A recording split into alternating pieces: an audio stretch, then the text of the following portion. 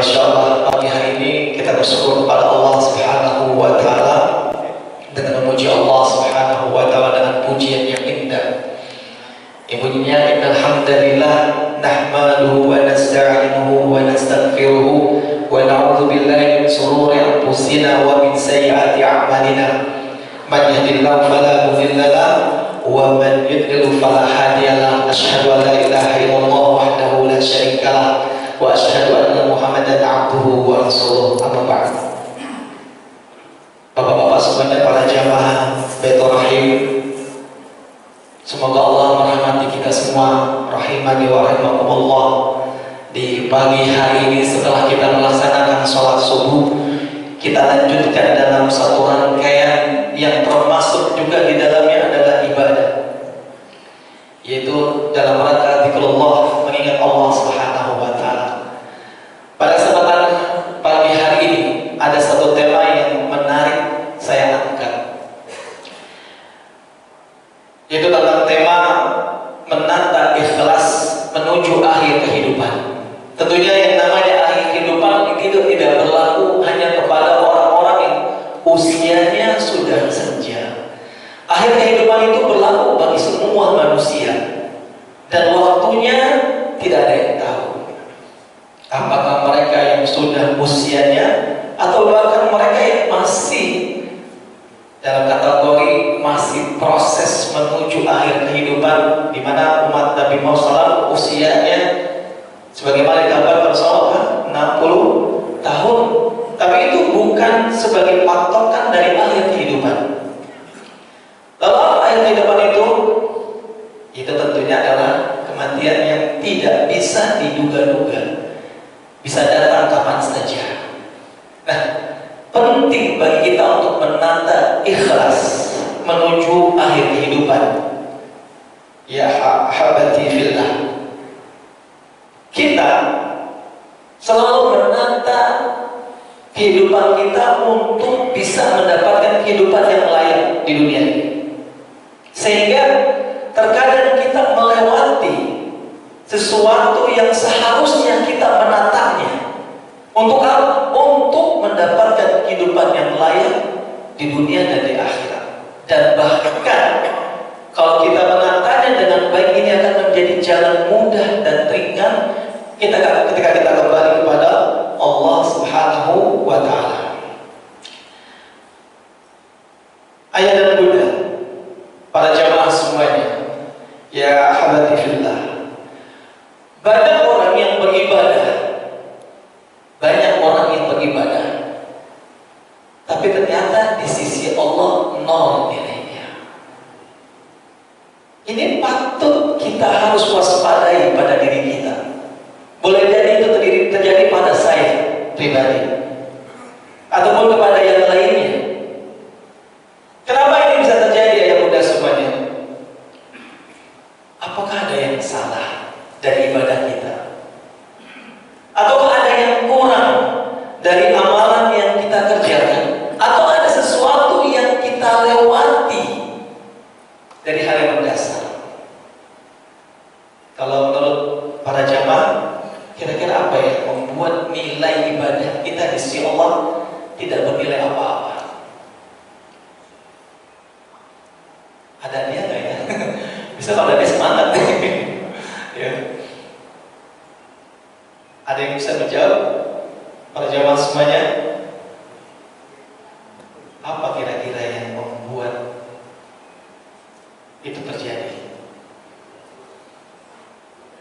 Kita kadang fokus, banyak orang fokus dalam beribadah itu adalah dalam perbuatan dan amal itu apa yang dia lakukan, tapi dia lupa untuk siapa dia melakukan hal itu. Kita sholat, kita puasa, kita bersedekah, kita berbuat baik. Apakah benar kita melakukannya itu benar-benar karena Allah, atau hanya sebatas rutinitas atau kewajiban saja?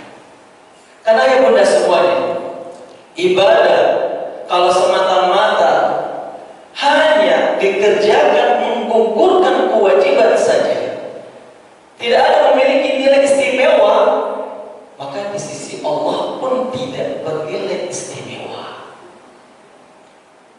Kenapa ya Bunda? Karena orang yang menjalankan ibadah sebatas menggugurkan kewajiban, maka dia tidak peduli apakah ibadahnya diterima atau tidak diterima. Mungkin kita bisa ngecek di dalam diri kita dan hati kita. Selama ini saya beribadah untuk apa? Sebatas menggugurkan kewajiban saya sebagai seorang muslim, mengerjakan sholat 5 waktu, ataukah kita mengerjakannya untuk sesuatu yang lebih besar daripada itu?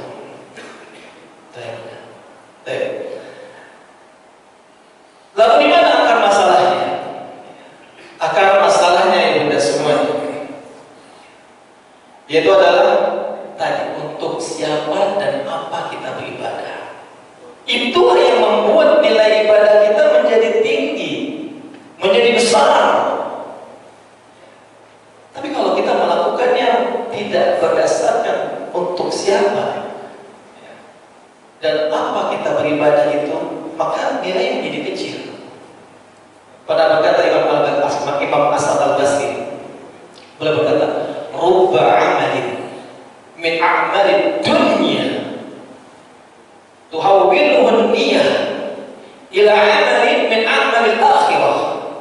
Rubba amalin, berapa banyak satu amal yang bentuknya min amalid dunya, bentuknya hanyalah amalan dunia, tuhawwiluhu an-niyyah, tapi karena dengan sebab niatnya ila amali min amalil akhirah, amalan dunia itu berubah menjadi amalan akhirat. Amalan yang awalnya hanya biasa saja, tapi bagi Allah kemudian ditimbang dan dimasukkan ke dalam timbangan nanti pada hari akhirat berdasarkan karena niat. Tapi kata beliau juga, rubba amalin min amalil akhirah tuhawwilun niyyah, berapa banyak amalan yang orang kerjakan bentuknya amalan akhirat ila amalin min amalid dunya, tapi bernilai apa-apa kecuali dia hanya menjadi amalan dunia saja. Boleh? Ayo Bunda bisa memberikan contoh tidak pada jamaah semuanya? Ahibati fillah, amalan dunia yang dia bernilai di akhirat amalan seperti apa ya Bunda? Ada yang bisa jawab? Panitia ada ngasih hadiah 100.000 nih buat satu pertanyaan. Ada tidak? Biar kita lebih hidup tanya jawab ya, biar nanti lebih seru kajian kita insyaallah. Ada yang bisa menjawab ya? Amalan dunia yang ditimbang kemudian menjadi amalan akhirat itu apa? Seperti apa? Sedekah itu amalan dunia apa akhirat? Akhirat. Akhirat itu ya itu Bunda. Apa? Bekerja. Sahih. Bekerja itu amalan dunia. Tapi kenapa bisa ditimbang ke akhirat? Karena dia bekerjanya karena Allah. An-niyah. Orang yang bekerja karena Allah, dia akan menjaga amanah dalam pekerjaannya. Dia akan menjaga batasan-batasannya. Inilah yang kemudian menjadi amanah akhirat, kata Imam Hasan Al-Basri. Apa lagi ya? Tidur. Tidur amalan dunia apa akhirat? Di dunia. Tapi dia bisa menjadi amalan akhirat ketika dia niatkan tidurnya. Saya mau tidur nih, nanti malam saya mau bangun. Itulah yang menjadi kemudian min amalin ila amalin min amalil akhirah, jadi amalan akhirat. Apalagi yang mudah? Makan, sahih. Saya makan tuh tidak bernilai ibadah kecuali diniatkan karena Allah.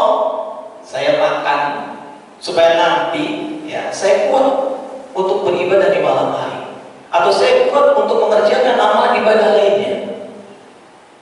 Maka itu nanti ditimbang bekerjanya kita ayah bunda. Kalau benar niatnya karena Allah, ditimbang sama Allah. Tapi kalau dia hanya sekedar saya bekerja karena tuntutan kerja, saya bekerja yang saya sudah dikontrak kerja saya berangkat, maka dia hanya adalah nilainya hanya dunia saja, dan tidak Allah akan hitung di akhirat kelak. Ini dia satu amalan yang awalnya amal dunia dunia menjadi amalan akhirat. Tapi begitu sebaliknya ya Bunda. Rubba amalin min a'malil akhirah tuhawwilu nihan ila amalin min a'malin dunya. Amalan apa itu? Yang amalan akhirat tapi cuma jadi amalan dunia saja. Apa ya Bunda? Amalan akhirat tapi jadi amalan dunia saja. Apa? Sedekah. Sahih.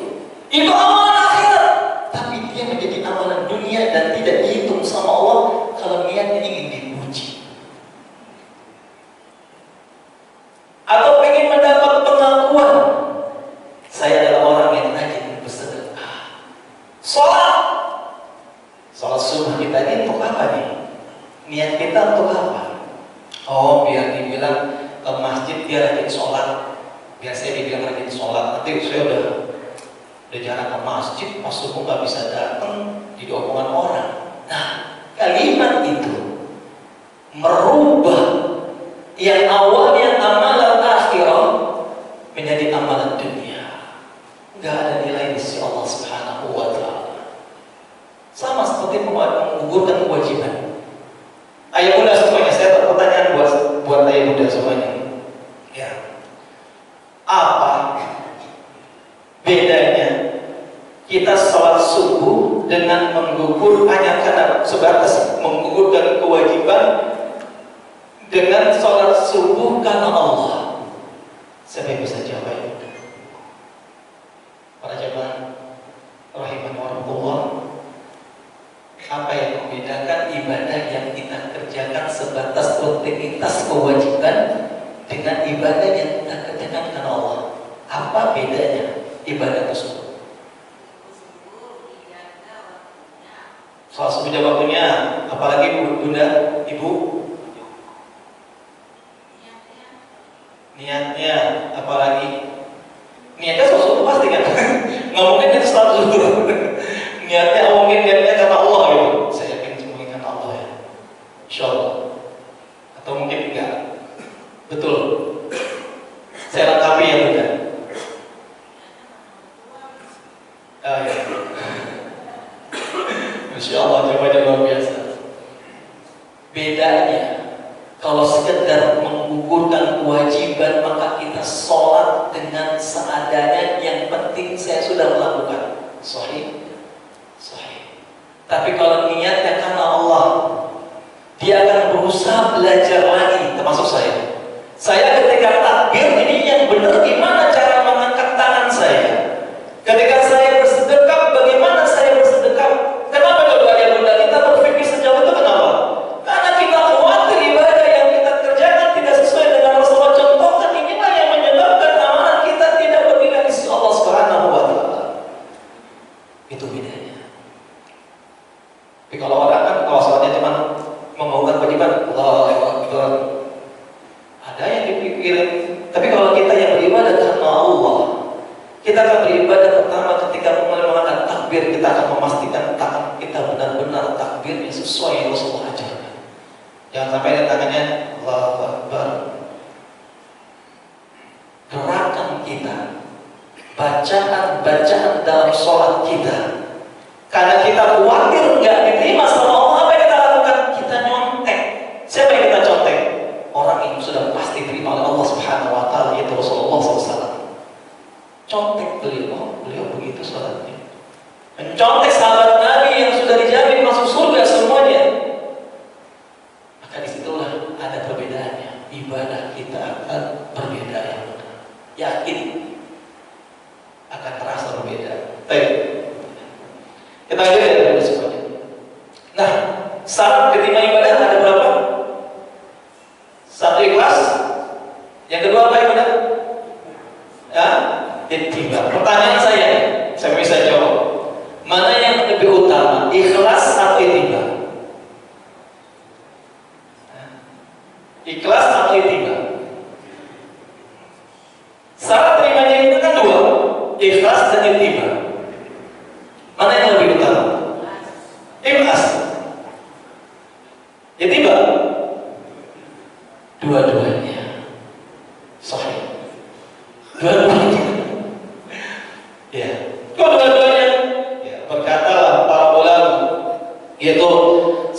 dikatakan oleh seorang ulama yang dia berkata, wal ikhlas, al-ikhlas wal ittiba'u huma rukna qabulil amal. Ikhlas dan ittiba keduanya adalah syarat diterimanya ibadah. La tasihhu amalun, maka tidak sah amal seseorang illa bihi ma'an, kecuali keduanya ada. Kenapa? Al-ikhlasu ruhul amal.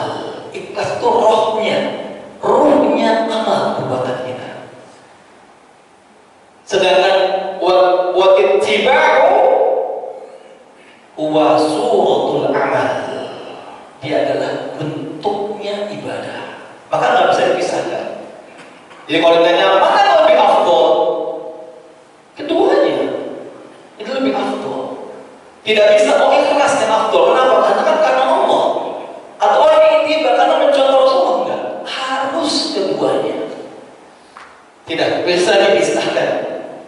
Tadi saya katakan la tasihhu, la yasihhu amalun illa bihi ma'an.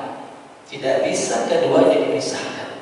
Kenapa? Karena ikhlas adalah ruhnya amal, sedangkan ittiba adalah bentuknya ibadah. Baik, ikhlas. Apa itu ikhlas, ayah bunda? Pasrah, menyerah, kalah. Kita lagi belajar bagaimana menata ikhlas, maka harus paham dulu apa itu definisi ikhlas. Ada bisa jawab ayah bunda semuanya? Mencari ridho Allah. Bisa lebih ini ya bunda, bisa lebih detail lagi. Mencari ridho Allah itu mungkin bisa lebih dijabarkan, lebih mudah difahami. Apa sih mencari ridho Allah itu ya bunda? Nah itu pertanyaan saya. Apa itu mencari ridho Allah? Kita kan bilang ridho Allah, ridho Allah, ridho Allah. Tapi apa itu ridho Allah? Ya.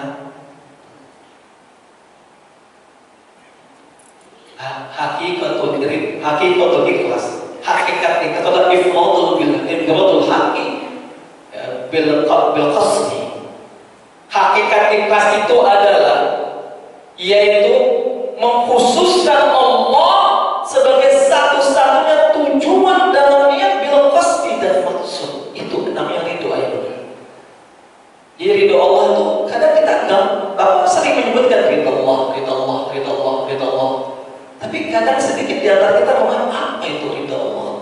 Oh, ridho Allah ternyata menjadikan Allah satu-satu tujuan dalam niat. Bukannya tujuan niat saja, tapi maksudnya juga. Ya. Maka berkatalah Syekh Abdul Salam Bali, beliau berkata, kata beliau, inna ikhlas lillahi ta'ala wa asasu kulli amal wa ghayatu kulli murid. Ikhlas itu adalah yaitu asas, pondasi setiap amal dan juga menjadi tujuan ya, yang diinginkan oleh setiap orang untuk menuju kepada Allah. Itu ikhlas. Itu ikhlas, ridho. Mencari ridho Allah itu mencari wajah Allah dengan menjadikan Allah sebagai satu-satunya tujuan dan maksud. Baik, itu ya sudah semuanya ya. Ikhlas itu dari kata khalaso, artinya murni. Jadi ikhlas itu memurnikan ibadah kita kepada Allah Subhanahu wa Ta'ala. Jadi mengkhususkan Allah itu al-haq, ya, ifradul haqqi bil qasdi, yaitu mengkhususkan Allah sebagai satu-satunya tujuan niat dan maksud. Baik. Kita lanjut ya. Nah, ayo bunda semuanya. Tadi sudah jawab, afdal mana ikhlas atau ittiba? Ya, ikhlas adalah ruh ibadah, ittiba adalah bentuk ibadah. Ini perkataannya Ibnu Qayyim al-Jauziyah. Ya. Yang dinukil dalam kitab Az-Zuhud dan juga beberapa kitab lainnya. Ya. Jadi ikhlas itu adalah mana yang lebih afdal? Bukan keduanya afdal, tidak salah satunya. tidak ikhlas saja, tidak ittiba saja, tapi harus keduanya. Ayo bunda semuanya, hakikat kehidupan kita bukan saat ini, tapi bagaimana nanti akhir kehidupan kita. Hari ini ada orang yang Masya Allah penghafal Al-Quran, tapi akhir kehidupannya belum tentu dia berada di atas hafalan-hafalan Al-Qurannya. Tidakkah kita ingat ada seorang ulama pada zaman dahulu, dia menghafal Al-Quran lalu dia tergoda dengan kecantikan seorang wanita Nasrani, lalu dia keluar dari Islam, maka akhir kehidupannya dia berada dalam keadaan murtad. Makanya para ulama berkata, mohonkanlah kepada Allah untuk akhir kehidupanmu agar tetap di atas Islam dan Sunnah. Makanya di sini ada perkataan, jangan kita merasa sudah aman nih, sudah kenal Sunnah, ngaji Tauhid, lalu kita aman. Tidak, ibu dan semuanya. Kita harus terus memohon kepada Allah, karena kita nggak tahu akhir kehidupan kita apakah masih berada di atas Tauhid atau berada di atas Sunnah, atau malah sebaliknya kita berada di atas kesyirikan dan mati dalam keadaan berbuat sesuatu yang berisi sunnah. Kita butuh doa itu yang senantiasa harus kita panjatkan. Makanya amalan penentu adalah innamal a'malu bil khawatim. Sesungguhnya amal itu tergantung bagaimana akhir. Tapi akhir kita ini dipengaruhi oleh proses di awal. Kita yang semuanya. Jadi jangan merasa mana tidak kalau sudah menjelang waktunya mendekati 60 baru belajar sungguh-sungguh, ibadah sungguh-sungguh, ya.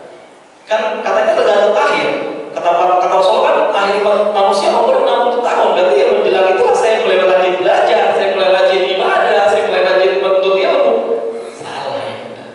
Betul memang amal ditentukan pada akhir, tapi menuju akhir yang baik itu ada prosesnya. Ya, ada prosesnya. Dan proses kita jalani dengan istiqomah, maka barulah kita akan mendapati akhir kehidupan kita seperti apa.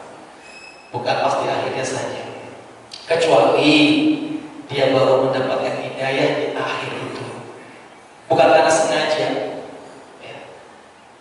Bukan karena sengaja. Baik ayah bunda semuanya, kita bahas tentang bagaimana langkah-langkah kita menata ikhlas di akhir kehidupan, menuju akhir kehidupan. Yang pertama yaitu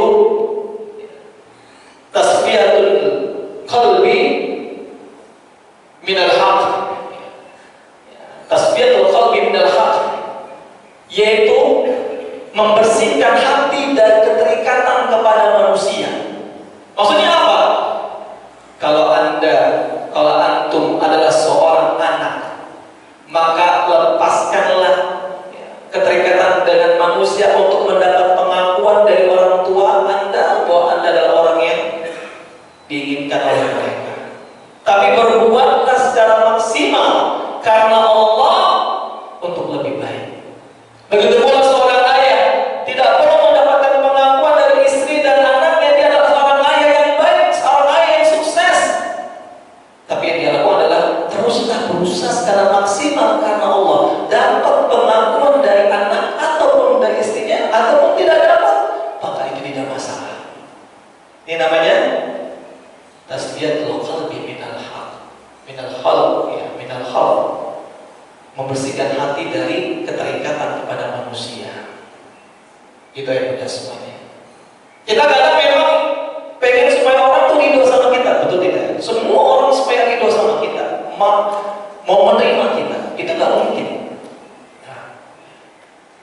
Kita ingin orang anak kita ridho dengan apa yang kita lakukan semuanya, itu sangat sulit. Pasti ada momen-momen yang mereka mungkin ya, ada sesuatu yang mungkin tidak kurang disukai, walaupun itu ada berbuat sebaik-baiknya ya bunda. Tapi yang jelas kita lakukan dulu yang sebaik-baiknya karena Allah.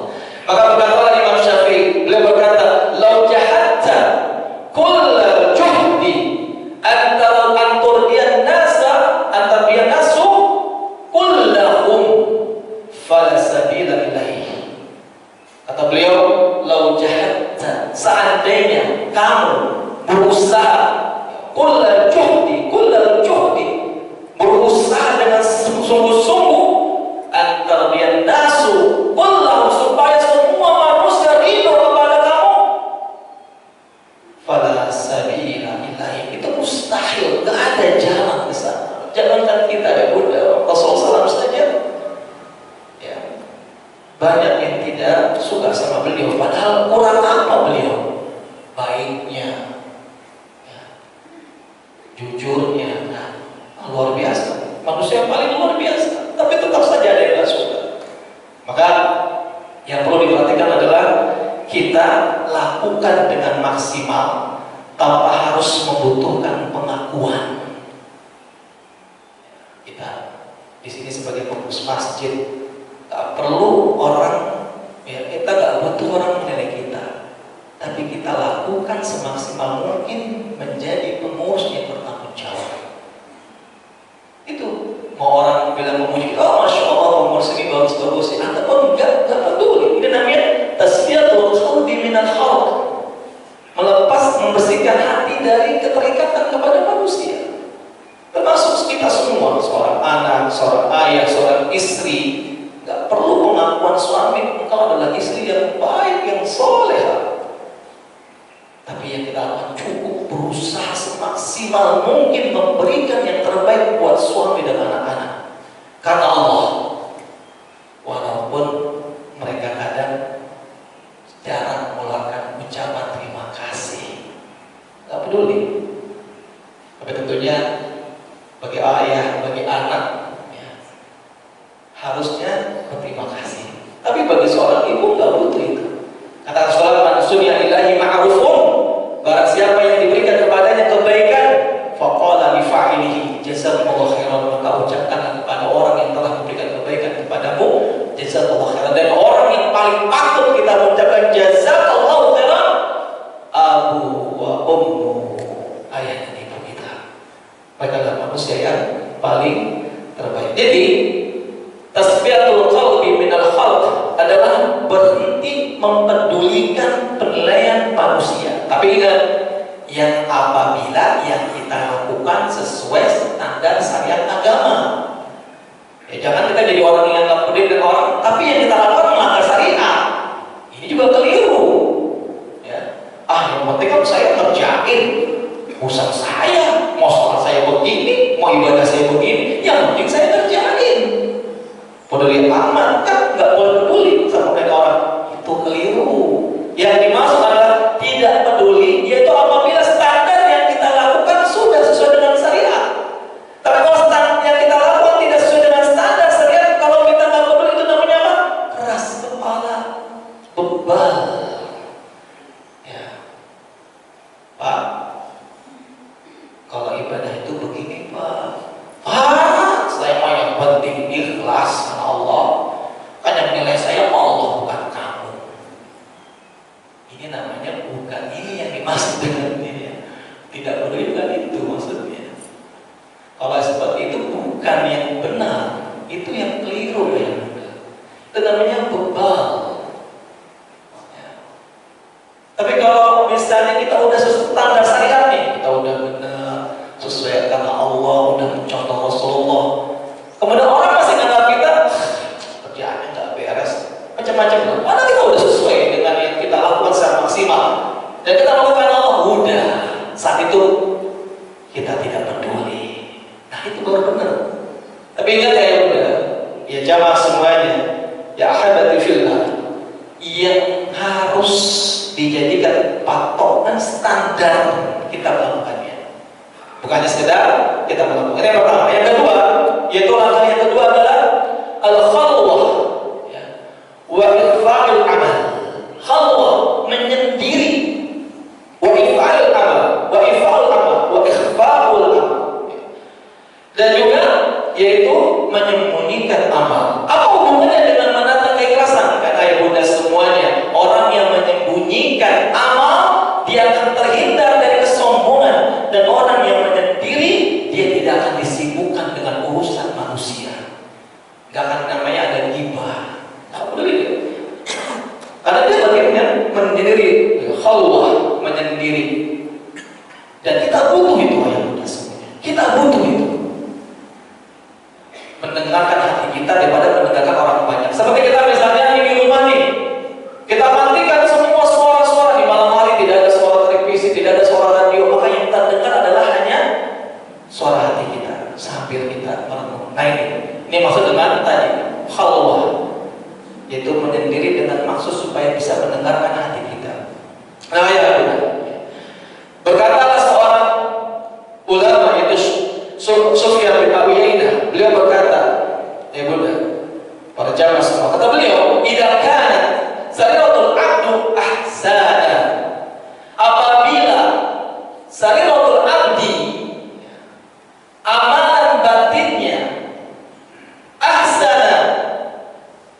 alaniyatihi, lebih baik daripada yang ditampakkan amalannya yang nampak.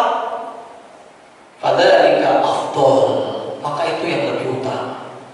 Wa kanata, dan apabila ya sawaan, sama antara amalan yang di dalam hati, maksudnya gimana ya? Dengan amalan yang nampak, maksudnya yang dia tunjukkan kepada orang, dia baik, dia sopan, dia ramah, itu memang karena dalam hatinya dia begitu, bukan karena pengen diramah-ramahin atau disopan-sopanin, tapi di belakang ya mukanya berubah jadi bertanduk, bertaring gitu ya, bukan. Tapi kalau dia kenyataan itu dia wa kanata sawaan, apabila amalan hatinya dan amalan zahirnya sama, fadzalika adlu, maka itu yang berada di atas yang pas, yang adil. Tapi kata beliau, wa kanat alaniyatuhu ahsana min sariratihi, ya, fahuwa fadzalika zawr, maka itu kezaliman. Kalau seandainya amalan yang nampaknya baik tapi hatinya tidak, ya menunjukkan sikap yang baik tapi hatinya membenci, maka itu namanya kezaliman ya mudah semuanya. Itu namanya kezaliman. Baik, yang ketiga kita persingkat, yaitu tawtinun nafsi alal maut, sering senantiasa mengingat kematian. Kenapa? Kata Rasulullah SAW, orang yang cerdas itu adalah orang yang mengingat kematian. Kenapa dibilang orang cerdas ayah muda? Para jamaah, kenapa? Kata beliau kan, aktsaru lil maut dzikran, orang yang manusia yang paling banyak mengingat kematian, wa ahsanuhum lima ba'dahu isti'dadan, fa ulaika aqyas. Orang yang mengingat kematian itu cerdas. Kenapa? Kayak kita nih ya bunda, kita mau lakukan perjalanan jauh yang bukan sebulan 2 bulan tapi bertahun-tahun, tapi nggak ada tempat yang bisa kita, ya kalau misalnya perjalanannya ke luar negeri yang setiap saat bisa kita datangin, ada sekali bawa kartu ATM bisa mudah ya kan. Tapi ini kita berikan perumpamaan, kita perjalanan yang jauh yang tidak ada supermarket, nggak ada mall, maka apa yang kita siapkan ya bunda? Apa? Bekal kita. Dan bekal ini pun harus pilih-pilih yang paling urgent. Jangan bawanya macam-macam, bawa blender gitu kan, bawa tabung gas gitu. Nggak ada, memang dibutuhkan, tapi kan nggak dibutuhkan urgent. Kalau kita ada perbekalan, ya kita bawa ya paket ganti, ya frog, makanan yang secukupnya bisa kita siapkan untuk perjalanan ini. Itu namanya menyiapkan bekal sesuai dengan yang kita peruntukkan. Maka begitu pula kata beliau, ya, aktsaruhum, manusia yang paling banyak lil mauti dzikran, mengingat mati, wa ahsanuhum lima ba'dahu isti'jalan, itu yang paling banyak persiapannya untuk menghadapi apa yang terjadi setelahnya.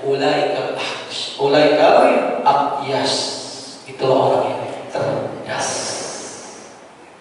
Ayo bunda semuanya, kita dan juga ini tidak hanya berlaku kepada orang yang ya usia senja, semua kita harus menyiapkan perbekalan. Kenapa?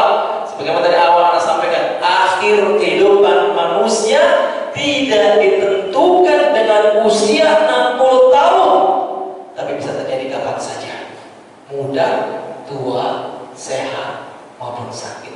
Barakallahu fikum, demikian saja yang bisa Anda sampaikan. Ada waktu 5 menit, jika ada pertanyaan insyaallah Anda jawab kalau bisa, kalau nggak buat PR, dan mudah-mudahan jika di lain pertemuan kita bisa bertemu, maka kita Anda akan sampaikan jika Anda belum jawab pada hari ini. Satu doa yang ingin Anda sampaikan dari doa yang diajarkan oleh Abu Bakar Siddiq. Beliau berdoa satu doa yang sangat banyak diamalkan oleh para ulama salaf. Kata beliau berdoa, Allahumma ja'al khairan umri akhirhu, ya Allah, jadikanlah sebaik-baik umur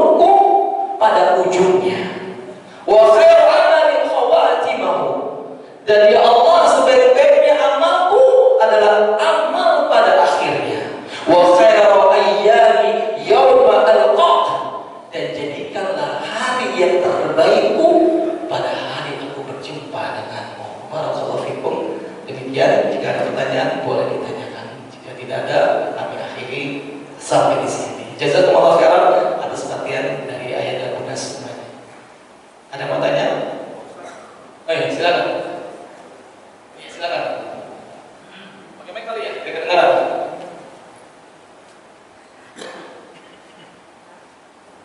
Assalamualaikum Pak Ustaz. Mengapa manusia sering lalai menata hati, padahal kematian bisa datang kapan saja? Yang kedua, bagaimana menjaga istiqomah dalam kebaikan meskipun tidak mendapat penghargaan dari manusia?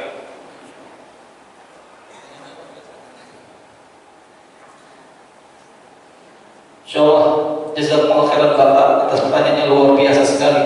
Pertama, kenapa manusia tidak bisa menjaga hatinya untuk ikhlas? Ya, kenapa coba ini? Dunia ini, kita hidup di dunia memang penuh dengan ujian dan cobaan. Ya, makanya kita perlu berlatih menata keikhlasan, karena setan akan buat kita untuk tidak ikhlas. Kecuali kita hidup di dunia nggak ada setan nih, yakin insya Allah kita bisa ikhlas.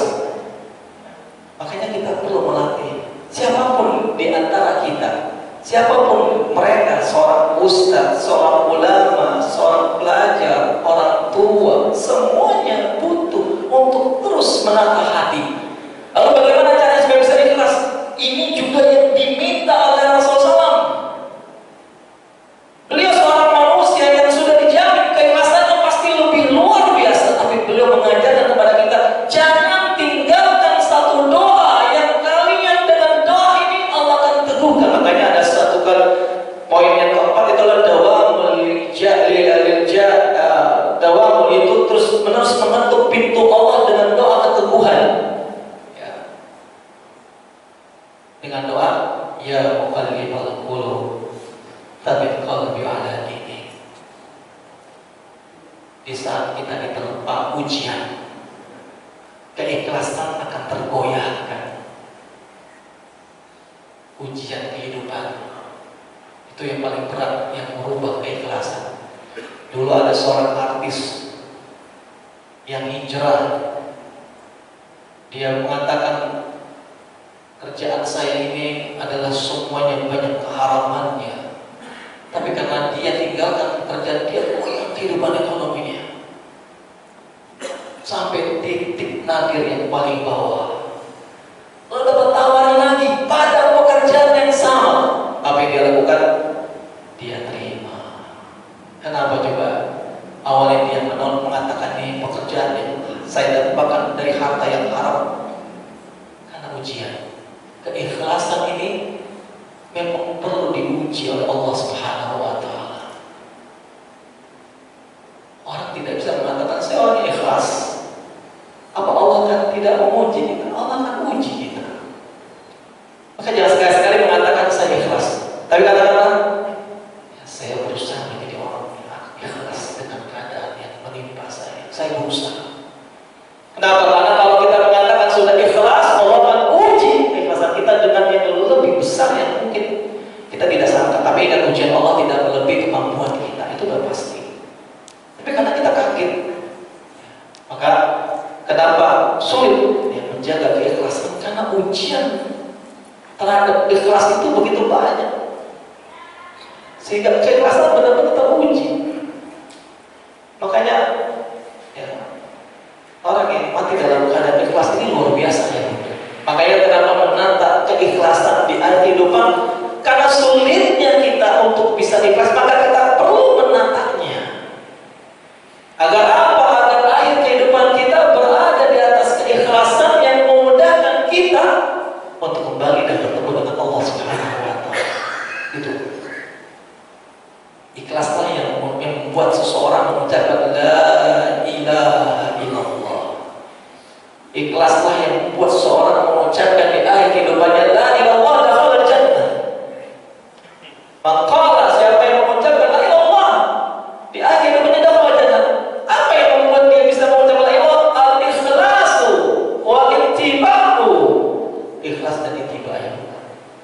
Tadi nggak lupa ya? Lupa. Bagaimana menjaga istiqomah? Bagaimana menjaga istiqomah? Kebaikan itu tidak mendapat penghargaan dari Oh, meskipun tidak benar ini. Tasbiyatul qalbi minal khalq. Itu poin yang pertama tadi. Ya. Membersihkan hati kita dari keterikatan manusia, mengharapkan pujian, itu berarti hati kita masih terikat dengan manusia. Orang akan istiqomah kalau dia nggak peduli lagi dengan pujian manusia, nggak peduli. Pokoknya dia kerjain aja nih. Yang penting saya kerjakan sesuai dengan Rasulullah ajarkan. Yang penting saya kerjakan sesuai dengan hal yang positif, yang baik, yang di luar ibadah maksudnya. Kerjakan aja udah. Mau orang bilang saya A, B, C, D, peduli amat. Maka tadi saya pernah bilang, standarnya ketika kita melakukan sesuatu sesuai dengan syariat. Kalau andainya kita mengerjakan sesuatu tidak sesuai dengan syariat, ya wajar jadi omongan orang. Ya. Dan kita nggak peduli pujian manusia. Allah bisa mungkin demikian jawaban yang bisa Anda sampaikan. Dan ada satu perkataan yang indah yang saya ingin bawakan dari perkataan Hasan Al-Basri juga. Ketika misalnya saya merasa takut, apakah ibadah yang saya kerjakan selama ini ikhlas atau tercampur dengan ria? Apa tidak ikhlas atau tercampur dengan ria? Apakah rasa takut saya ini pertanda buruk? Kemudian apa kata Hasan Al-Basri? Ma khafahu illa mu'min. Tidak ada rasa takut pada diri seorang mukmin dari sebab ketidakikhlasan kecuali seorang mukmin. Jika ada seorang mukmin yang dia merasa khawatir amalannya dia tidak ikhlas, lalu dia berusaha untuk terus memperbaiki amalannya, maka dia seorang mukmin. Tapi wala aminahu illa munafiq. Dan tidak ada yang merasa aman dari apa yang sudah dikerjakan. Saya mau udah ikhlas, ibadah saya udah benar nih, udah ikhlas nih, ya udah aman. Ya, illa munafiq, kecuali ada orang munafik. Barakallahu fikum, subhanallahi bihamdika, asyhadu an la ilaha illa anta, astaghfiruka wa atubu ilaik. Wassalamualaikum warahmatullahi wabarakatuh.